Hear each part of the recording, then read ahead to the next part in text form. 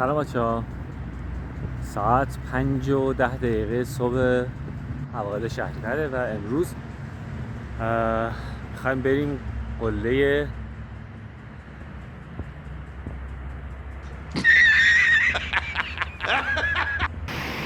سوغند که بالا دست روستای سوغند اطراف نیشابور، نرسیده به نیشابور. منم نرفتم، تقریبا کمتر از 3000 متر ارتفاعه و میخوام با یه گروه برم، پس ببینیم که چطوری میشه.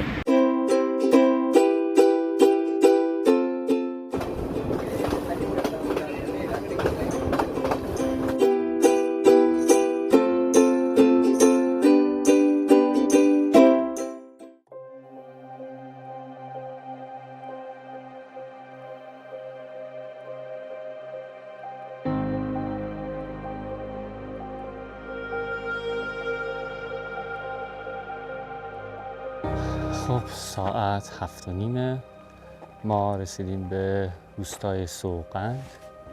اینجا یه مسجد هستش که برای سرس پیداشی نمیشه استفاده کرد، آبم میشه اینجا برداشت، ولی خب بهتره که اول همه چیزاتون رو برداریم. خب و ترکمون از این طرف شروع میشه که حالا بریم ببینیم که چقدر طول میکشه تا برسیم به بالا.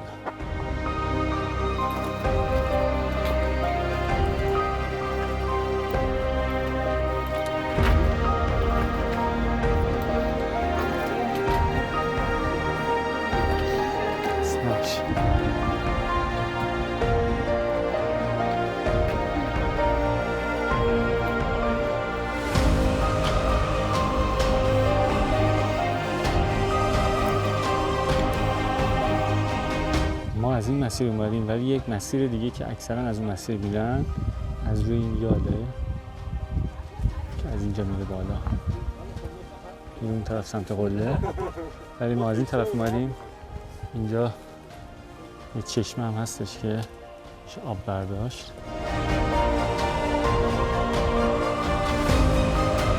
مسیر اینجا به صورتیه که یه سری جاها شیب نسبتاً تند داره و خیلی جاها هم باز شیب نیست و مثل اینجا صافه و خب حرکت توی مسیرها راحته. یعنی اینجوری نیستش که فقط پشت سر هم سربالایی باشه، سربالایی هست و باز جاهایی به شما فرصت برای استراحت میده همچون که دارین حرکت.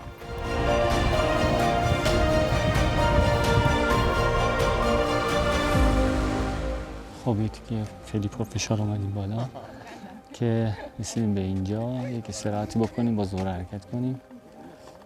گروه خیلی خوبه، همه مرتب حرکت میکنن، کسی جا نمیمونه. حالا بریم بالا ببینیم که چی میشه. اینجا قله شاید نباشه، یعنی فکر کنم پشتش باشه، ولی همون مسیر ما الان باید بریم، یعنی این مسیر رو باید چیز کنیم، بریم بالا، بریم اونجا.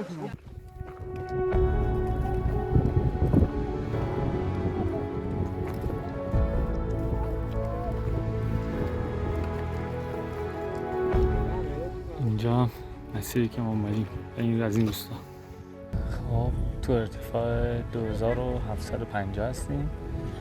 فکر میکنم که دیگه اینجا آخرین جایی باشه که توقف میکنیم، چون قله دقیقا دیده میشه. خود شهرم خیلی کامل دیده میشه این طرف، شهر نیشابور، و قله‌ام فکر کنم که اون باشه. هوا خیلی با هم یاری کرده، حالا که یکم ارتفاع گرفتیم هوا هم خنک‌تر شده، هم که این ابریه و زیر آفتاب مستقیم نیستیم، بخاطر همین شرایطمون خوبه. ولی خب خسته شده، مخصوصا من که خیلی هم آماده نیستم، خیلی بهم فشار میاد.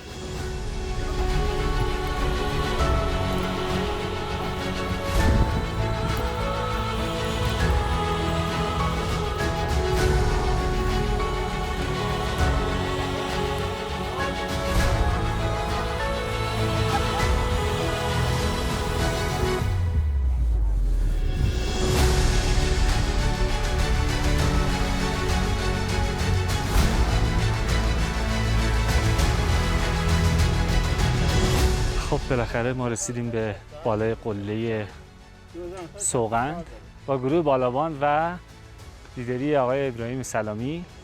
زحمت کشیدن ما رو آوردن اینجا. خیلی ویو خوبی داره و خیلی عالی بود. البته قله سنگینیه، برای که اولین قله باشه خوب نیست، ولی خب اگه چند تا صعود کوچیک‌تر کرده باشین دیگه میشه این قله رو صعود کرد. از اینجا ادامش میشه شیرباد رو دید، اون دورتره و از اینجا میشه رفت، ولی خب دیگه حالا ما که دیگه برمیگردیم. قله خیلی تجربه جذابی بود و خسته کننده. البته من بدنم آماده نیست، خب کوهنورد حرفه‌ای نیستم و به خاطر همین هم مقداری اذیت میشم، ولی خب خیلی لذت بخشه، مخصوصا اینجا که دیگه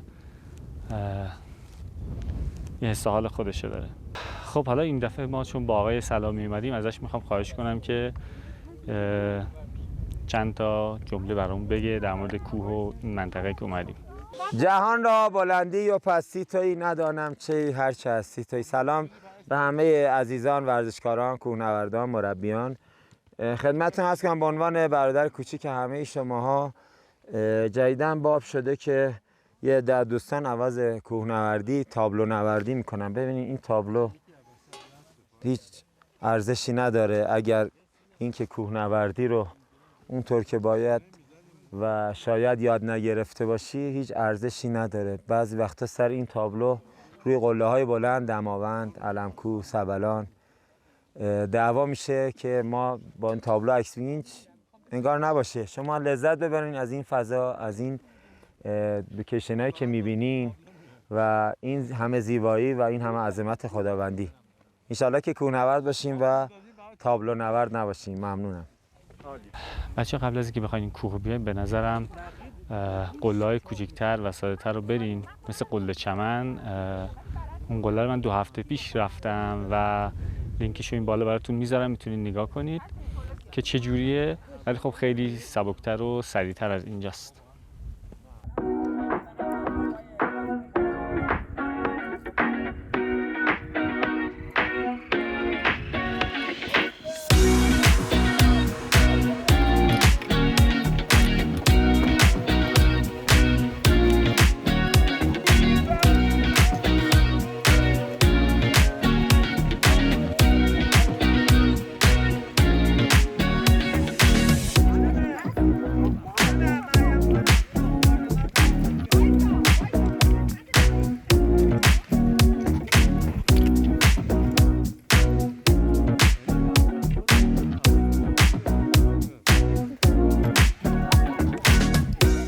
ساعت 4 بعد از ظهر شده و تو مسیر برگشتیم، تو راهی که وایسادیم نهار خوردیم. کلا مسیر رفتمون با احتساب توقع‌ها 5 ساعت و نیم طول کشید و برگشتش حالا یه کم کمتر قاعدتا طول میکشه دیگه، ولی بازم به خاطر که فشار روزانه زیاد میاد خسته کننده است.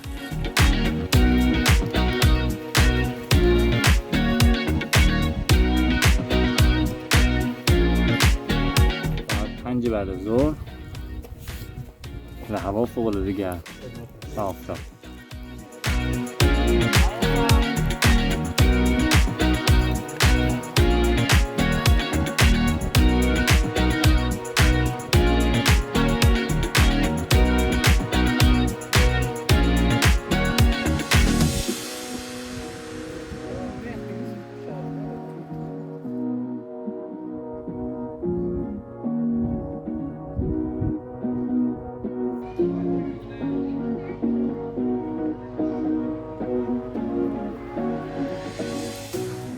خب ساعت نزدیک 7 و دیگه برنامه ما تموم شد. خیلی برنامه سنگینی بود. امیدوارم که ویدیو رو دوست داشته باشین و باز به جای دیگه هم که برم حتما براتون ویدیو میگیرم.